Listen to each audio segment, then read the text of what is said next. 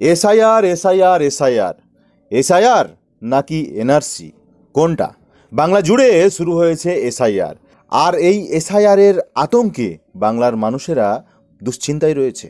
সমগ্র বাংলা জুড়ে ভয় এবং আতঙ্কের পরিবেশ সৃষ্টি করেছে এই এসআইআর, যার ফলে রাজনৈতিকভাবে পরিচিত হচ্ছে মানুষ এবং মৃত্যুর ঘটনাও ঘটেছে কয়েকটি।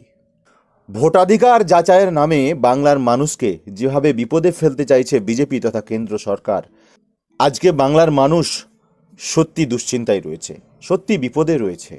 27 অক্টোবর 2025 প্রদীপ কর খড়দহ 57 বছর বয়স আত্মহত্যা করেছেন। চিরকুটে লেখেন, আমার মৃত্যুর জন্য এনআরসি দায়ী।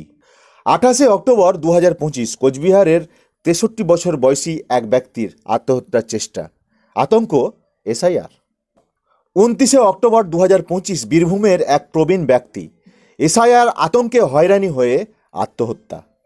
1 নভেম্বর 2025 পূর্ব বর্ধমানের এক পরিযায়ী শ্রমিক এসআইআর আতঙ্কে দেশ ছাড়তে হবে এ কথা ভেবে প্রাণ দিয়েছেন। 3 নভেম্বর 2025 ডানকুনির এক মহিলা 60 বছর বয়সী এসআইআর আতঙ্কে তিনি হার্ট অ্যাটাক করে মারা যান।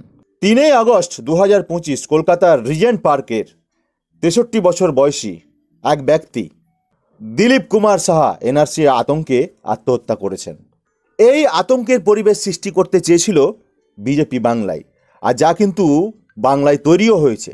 এই এসআইআর চলাকালীন আর কতজনের মৃত্যু হয় বা আর কতজন আত্মহত্যা করে সেটা কিন্তু দেখার বিষয়।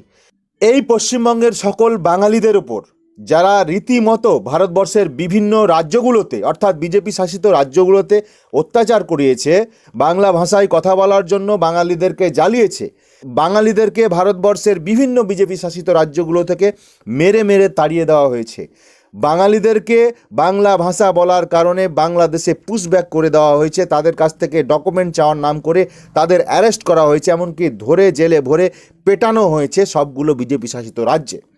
আর আবার নতুন করে বাংলায় এসআইআর শুরু করে বাঙালিদের ওপর যে বিজেপির নিপীড়ন অত্যাচার, বাঙালিদের ওপর যে বিজেপির নিপীড়ন অত্যাচার তাই স্পষ্ট প্রমাণ করে এরা কত বড় বাঙালি বিদ্বেষী, বাংলা বিদ্বেষী।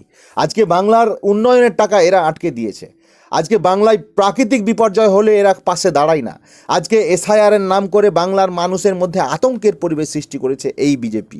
আবার বড় বড় ভাষণ দেয় আর হাওয়া তৈরি করার চেষ্টা করছে আগামী 26-এর নির্বাচনে এরা নাকি ক্ষমতায় আসবে।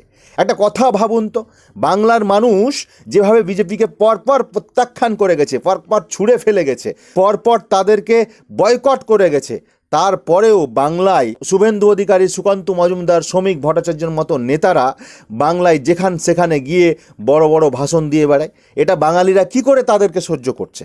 আজকে দেখুন বাংলায় কি আতঙ্কের পরিবেশ সৃষ্টি করেছে এই বিজেপি। এসআইআরের নাম দিয়ে মানুষকে হয়রানি করা, মানুষকে বিপদে ফেলা কি শুরু করেছে বিজেপি। বাংলার মানুষ তবুও কিন্তু চুপচাপ আছে, তবুও কিন্তু তা দেখছে। আজকে বাংলায় ধর্মের সুরসুরি দিয়ে, ধর্মীয় উস্কানি দিয়ে শুভেন্দু অধিকারী, সুকান্ত মজুমদার যেখানে সেখানে বড় বড় বাতেলা মেরে বেড়ায়, বাংলার মানুষ তবুও চুপচাপ করে দেখছে।